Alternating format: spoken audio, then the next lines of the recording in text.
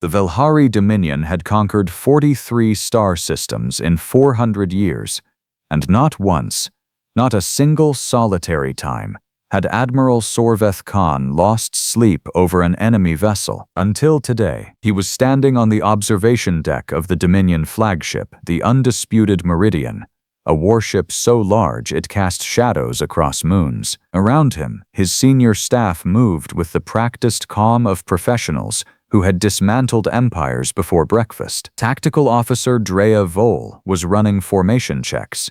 Navigation Subcommander Pethus murmured coordinates into his headset. Everything was orderly. Everything was routine. Then the scan came back. Now, you have to understand something about Velhari sensor technology. It was not some primitive ping and wait system. No.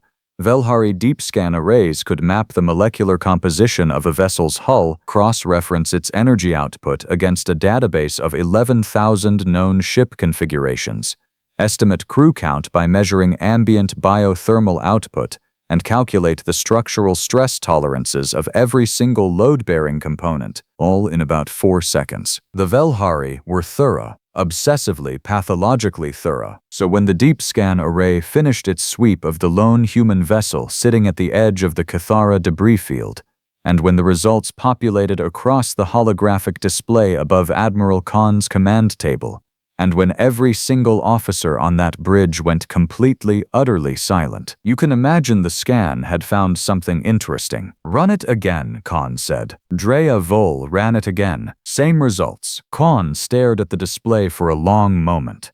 He was a tall being, even by Velhari standards, with 4 upper limbs and a pair of lower stabilizers that gave him an almost regal posture. He had commanded fleets through the siege of Orath Prime. He had personally ordered the bombardment of the Solvan Collective's capital station.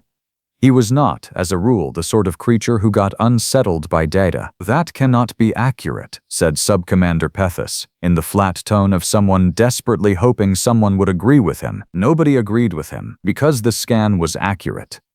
The scan was devastatingly, horrifically, almost offensively accurate.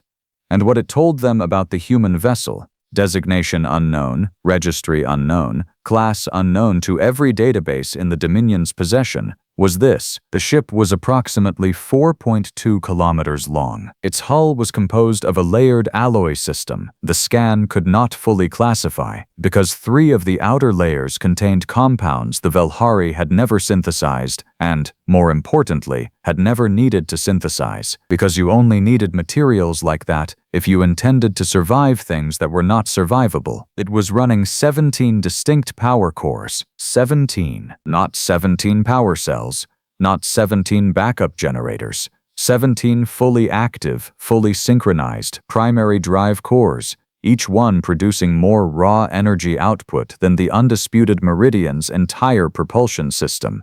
And they were not powering the engines. The engines were running off a separate system entirely. The 17 cores were powering something else, and the scan could not determine what, because whatever that something else was, it was shielded behind a material that absorbed scan frequency at a rate that was, technically speaking, physically impossible. "What is it shielding?" Khan asked. "We don't know," Drea Vol said. "Estimate." She looked at him with the expression of someone who had run the estimate, deeply regretted running the estimate, and was now reconsidering her entire career.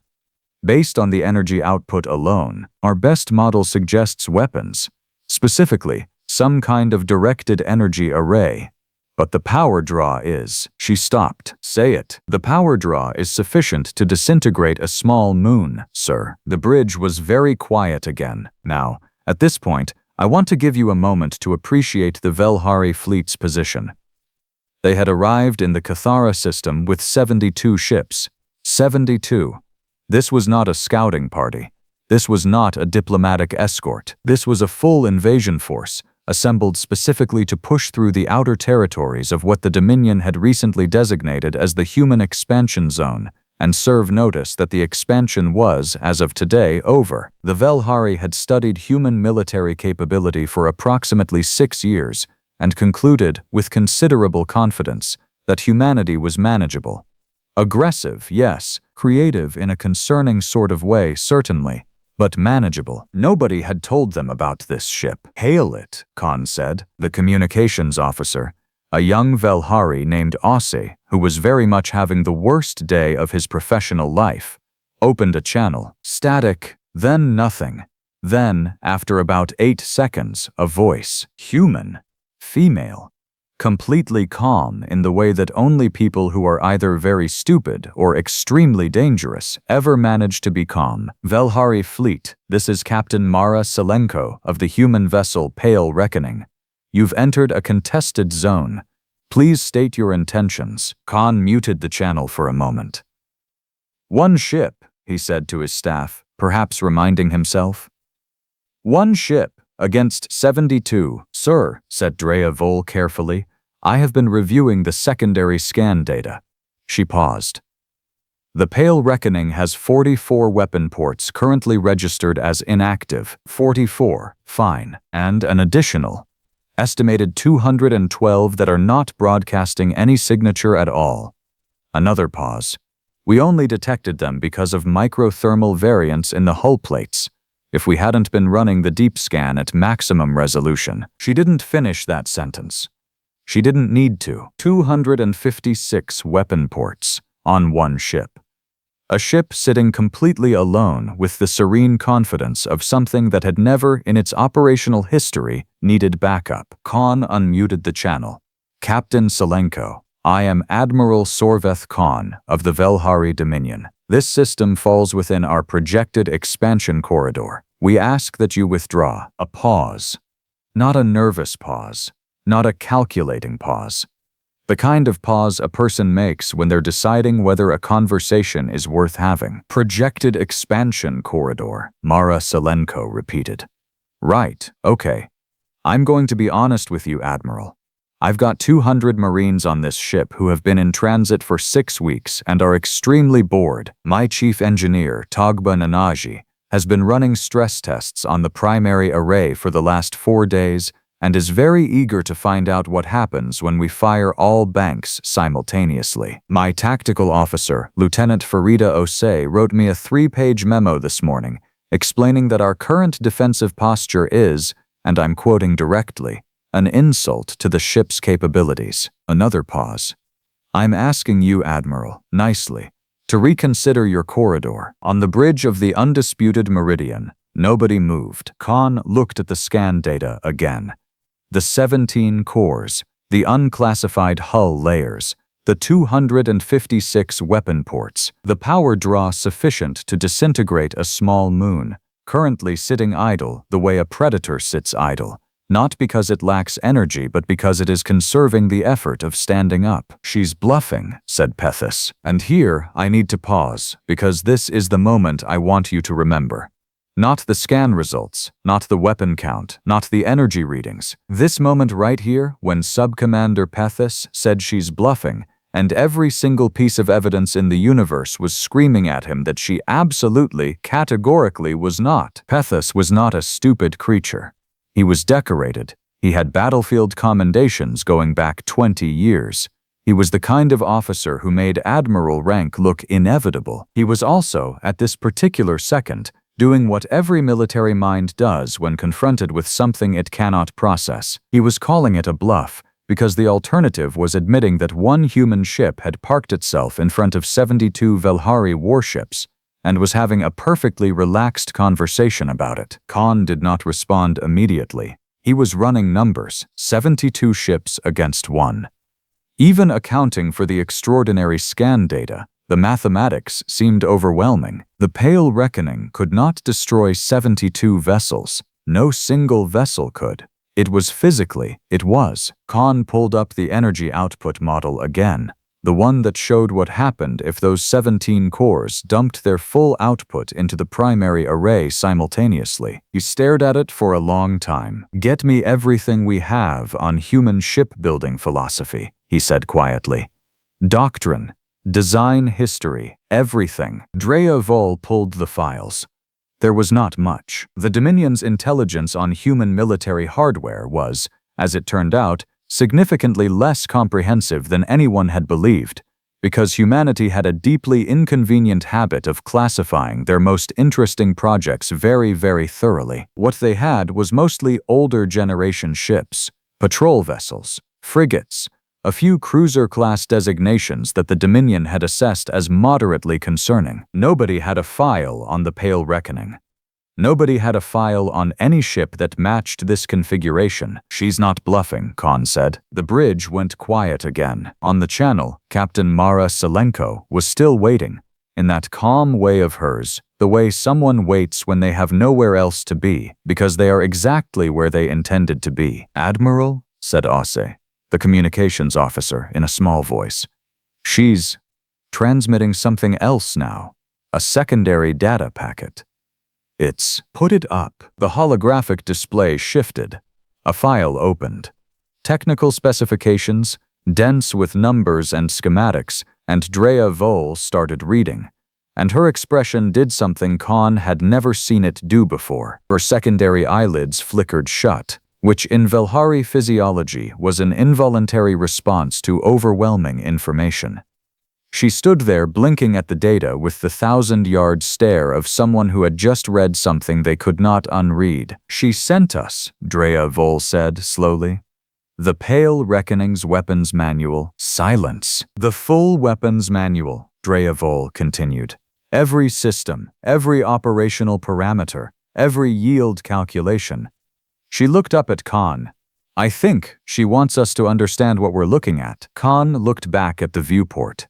At the Pale Reckoning, sitting there in the debris field, enormous and perfectly still, 17 cores humming at idle, 256 weapon ports politely closed, waiting. There is a concept in Velhari military philosophy called the very so, which translates roughly as the moment before the avalanche. It refers to the precise instant when a commander realizes that the situation has fundamentally changed, not gradually, not incrementally, but all at once, like a door swinging open onto a room that should not exist. Every senior officer in the Dominion knew the concept. Most of them had experienced it once, maybe twice, in a long career. Khan was experiencing it right now, standing on the bridge of the most powerful warship in the Velhari fleet, reading a weapons manual that a human captain had sent him the way you might hand someone a restaurant menu. "Here," it said, "take your time, see anything you like." Drea Vole was still working through the file.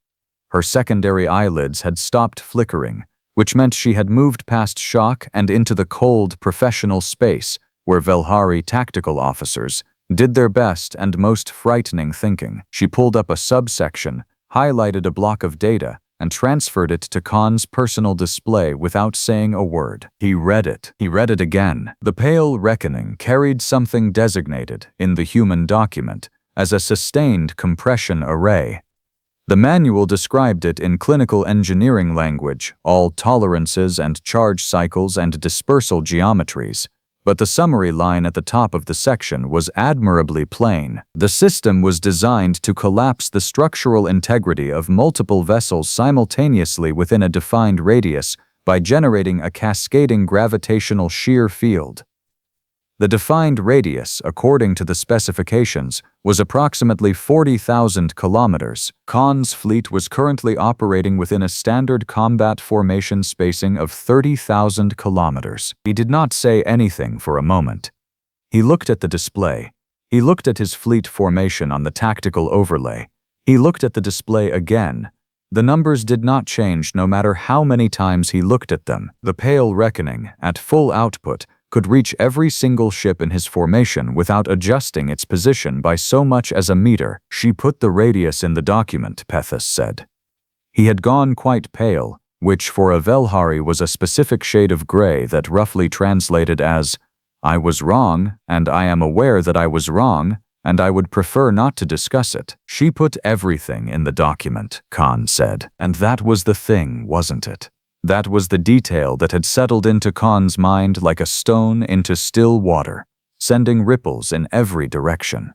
Mara Selenko had not sent a threat. She had not sent a warning. She had sent a technical manual, dry and precise and comprehensive, the kind of document that existed purely to inform, and the information it contained was devastating. There was no posturing in it, no dramatic language, no attempt to intimidate through tone or presentation, just data offered plainly, in the same spirit that you might explain to someone standing in a river that the current further down was quite strong and the rocks were quite sharp, and they might want to make their own decision about swimming. It was, Khan realized, the most terrifying communication he had ever received, precisely because of how little it was trying to be terrifying. He opened the channel again. "Captain Selenko, I have reviewed your transmission." "Good," she said, still calm, still utterly, infuriatingly calm. "I want to ask you a direct question." "Go ahead, Admiral. This vessel, the Pale Reckoning, is it unique, or are there others?" A pause. Not a long one. "That's a direct question," she said. "I'll give you a direct answer. The Pale Reckoning is one of 7 ships in its class currently in active service. There are 4 more under construction." Another pause, shorter this time.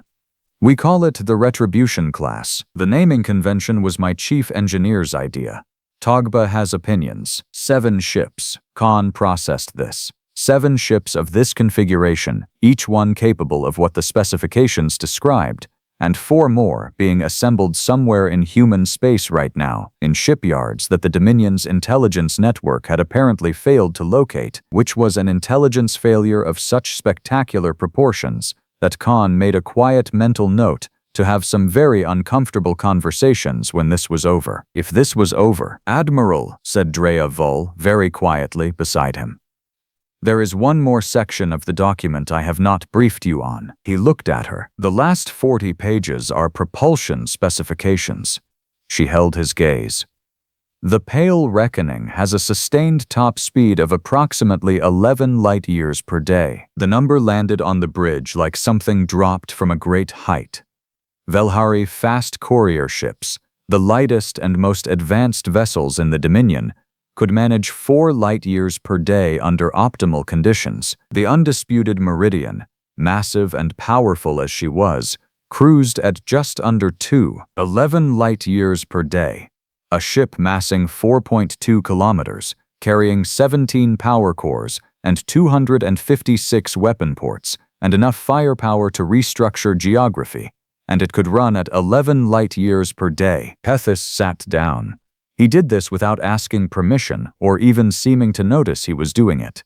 He simply sat down in the nearest available chair with the expression of a creature whose model of the universe had just been quietly and thoroughly dismantled. Khan kept his feet. He was an admiral.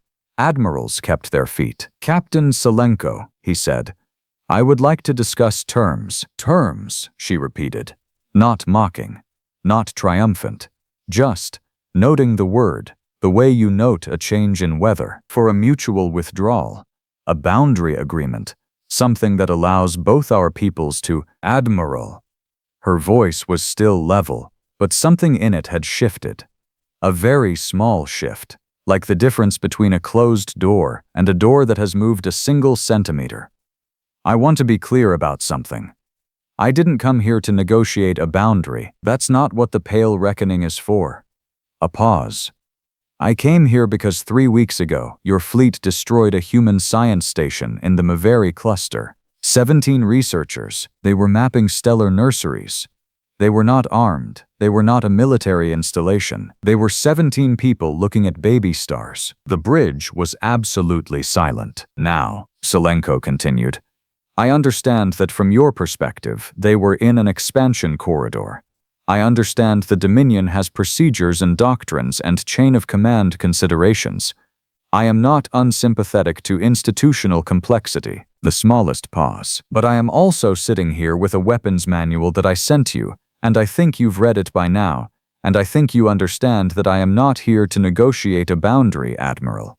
I am here to ask you a question." Khan waited. Was the order to destroy that station given by someone in this fleet? He did not answer immediately, not because he was stalling, because he was thinking with great precision about the next 30 seconds of his life, and what they would determine about the rest of it. The Maveri incident had been authorized by Fleet Command. He had not given the order personally. The order had come from above him, routed through the standard expansion clearance protocol, and the station had been classified as a potential surveillance installation, which it was not, which several people in the intelligence apparatus had known it was not, and which had been designated as a potential surveillance installation anyway, because a science station sitting in a projected corridor was inconvenient and inconveniences had a way of getting reclassified. Sorveth Khan had spent 40 years in the Velhari military. He understood how things worked. He had, in that time, made decisions that he did not discuss at dinner. He had, in that time, followed orders that he had not entirely agreed with, because that was what the machinery of a military required. He looked at the scan data one more time. The Pale Reckoning, immovable in the debris field. 17 cores at idle. A weapons manual sitting open on his display like an unfinished conversation. "No," he said.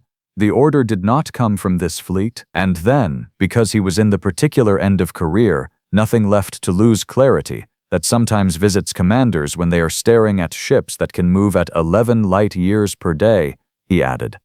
"It came from Fleet Admiral Dorothy Vaughn at Central Command. I can give you the authorization codes." Silence on the channel. Then, from somewhere behind Selenko, muffled but audible, a voice that could only belong to someone who had been waiting a long time for exactly this kind of news. Enthusiastic, almost cheerful. "Ha, told you, pay up, Ose." There was a brief, indistinct sound of someone else responding in a tone of dignified displeasure. Selenko came back on, and her voice had changed again, slightly warmer now, in the way that things warm when a specific tension has released. "Please transmit those codes, Admiral, and the relevant command chain documentation if you have it." "I have it," Khan said. He sent it. All of it. Years of institutional caution, gone in a single data packet, because sometimes you read a weapons manual and you understand, with a clarity that no amount of career instinct can argue with, exactly which side of a line you want to be on. "Admiral Khan," Selenko said, after the transmission completed, "I'm going to recommend to my command that your cooperation be noted formally. I am also going to recommend that the Dominion be invited to a summit discussion regarding mutual border protocols and the, reclassification problem." A brief pause. "I think both our peoples would benefit from a more structured conversation, one that doesn't require me to park a Retribution-class ship in someone's corridor." "I would agree with that assessment," Khan said, with what he felt was remarkable composure given the morning he was having. "Good. One more thing. A beat. Tell your sub-commander, the one who said I was bluffing, tell him Togba says hello, and that the answer to what happens when you fire all banks simultaneously is that you get a debris field about twice the size of this one." Another beat. He seemed curious. Now he knows. The channel closed. Pethus, still sitting in the chair he had not asked permission to sit in, stared at nothing in particular for a long moment. Then he said, quietly, to absolutely no one, "We were so sure about them." Khan looked at the viewport.